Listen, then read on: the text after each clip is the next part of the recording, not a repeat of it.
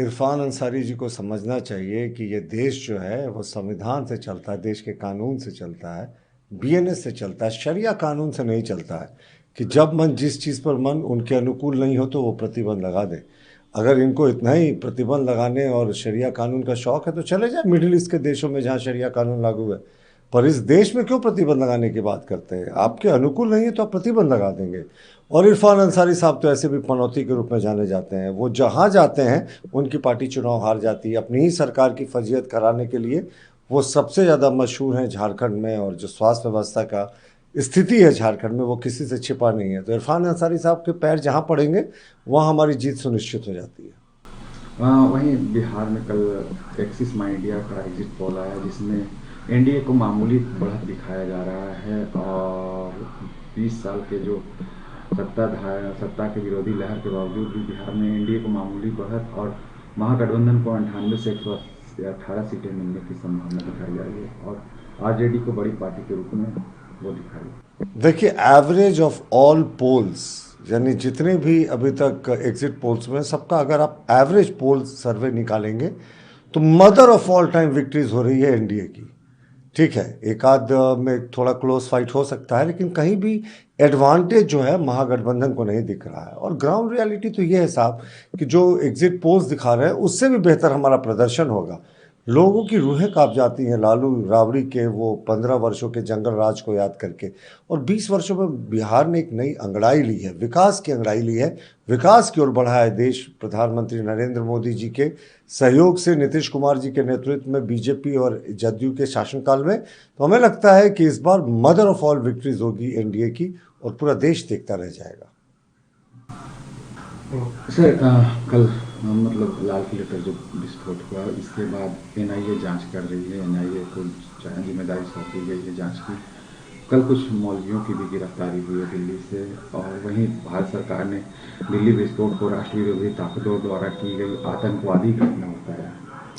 देखिए, दिल्ली में जो कुछ भी हुआ वो बहुत ही दुर्भाग्यपूर्ण था। निर्दोष लोगों की जानें चली गई और सबसे खतरनाक पहलू था कि हमने पहली बार वाइट कॉलर टेररिज्म देखा। यानी जो डॉक्टर हैं वाइट कॉलर कपड़े पहनते हैं, उनसे कभी ऐसी गतिविधियों की उम्मीद नहीं थी। तो वाइट कॉलर टेररिज्म एक नया फेनोमेना आया है। और किस तरीके से एक धर्म विशेष के मुसलमान डॉक्टर्स को ब्रेन वॉश किया जाता है, एक तबके को, कि भाई आपके लिए जिहाद ज़्यादा ज़रूरी है। दिन में ये रोगियों की ईश्वर बनकर सेवा करते हैं और रात में यमदूत बनकर टेरर प्लानिंग करते हैं। अभी रांची से भी एक डॉक्टर की पिछले वर्ष गिरफ्तारी हुई थी, शहर के सबसे लीडिंग हॉस्पिटल से, डॉक्टर इश्तियाक अहमद। वो भी यहाँ पर सफ़ेद पोश बनकर रह रहा था। तो जिस तरीके की गिरफ्तारियां हो रही हैं और जिस तरीके का 3600 केजी विस्फोटक बरामद हुआ, पूरे देश को दहला देने वाली एक बड़ी घटना थी जिसे हमारी एजेंसियों ने नाकाम किया और फ्रस्ट्रेशन में लाल किला का विस्फोट किया गया। आप सोचिए, ये 3600 केजी विस्फोटक अगर पूरे देश के अलग अलग जगहों पे ब्लास्ट होता तो कितनी बड़ी तबाही होती, शायद हमारी कमर टूट गई होती।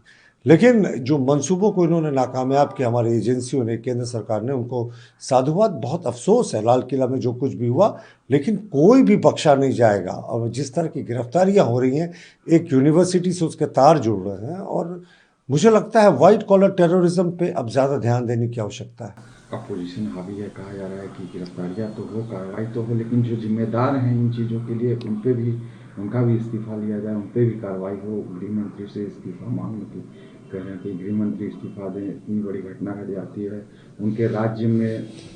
जो भाजपा प्रशासित राज्य है वहाँ कैसे विस्फोटक पहुँच जाता है, कैसे इस तरह की गतिविधियाँ हो रही है, सारी जिम्मेदारी दे रहे हैं केंद्र सरकार। देखिए, मुझे लगता था आतंकवाद एक ऐसा विषय है जिसमें पूरा देश एक स्वर में बोलता है, पर अफसोस यहाँ भी हमारे विपक्ष को राजनीति करने का अवसर मिल गया, जो कि बहुत ही दुर्भाग्यपूर्ण है साहब। आप हाल के वर्षों में याद करें तो ये पहली घटना है जो किसी शहर के भीड़ भाड़ वाले इलाके में विस्फोट हुआ।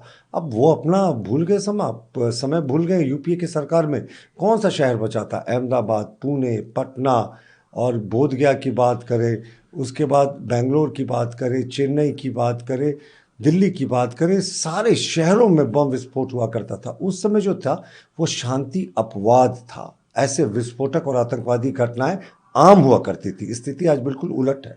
आज आतंकवादी घटनाएं अपवाद हैं और शांति ही चारों तरफ है। पर जो कुछ भी हुआ बहुत दुर्भाग्यपूर्ण है और सरकार इसकी तह तक जाकर रहेगी। कर्नाटक में कांग्रेस विधायक भरमगौड़ा, उन्होंने कहा कि मैंने राष्ट्रपति द्रौपदी मुर्मू, प्रधानमंत्री नरेंद्र मोदी और मुख्यमंत्री को पत्र लिखकर अलग राज्य यानी उत्तर कर्नाटक के लिए मांग की है। देखिए, सबसे पहले तो हमारी उनसे सलाह होगी कि आप प्रधानमंत्री जी को लिख रहे हैं, राष्ट्रपति जी को पत्र लिख रहे हैं, उससे पहले अपनी पार्टी और अपनी सरकार में तो समन्वय बैठा लें। पहले तो अपनी सरकार में एकरूपता बना लें कि अलग राज्य चाहिए कि नहीं चाहिए उत्तर कर्नाटका से। अपने पार्टी में बना लें। सिर्फ पत्र लिखकर राजनीति करने से नहीं होता। ये मुझे लगता है सिर्फ मीडिया की हेडलाइन के लिए किया गया चीज़ है। अगर आप अलग राज्य चाहते हैं तो पहले उस राज्य में आपकी ही सरकार है साहब, अपने ही विधानसभा से प्रस्ताव पारित कराकर भेजने की हिम्मत दिखाएं। पर ये सब नौटंकी करते हैं, अपने करप्शन से जो एलिगेशन लगा है कर्नाटक की सरकार से, उससे ध्यान हटाने की कोशिश करते हैं। प्रधानमंत्री को बेशक पत्र लिखिए, राष्ट्रपति महोदया को भी पत्र लिखिए, लेकिन पहले अपनी सरकार में तो एकरूपता बनाइए इस मुद्दे पर। सिर्फ सस्ती लोकप्रियता के लिए ऐसा करना उचित नहीं।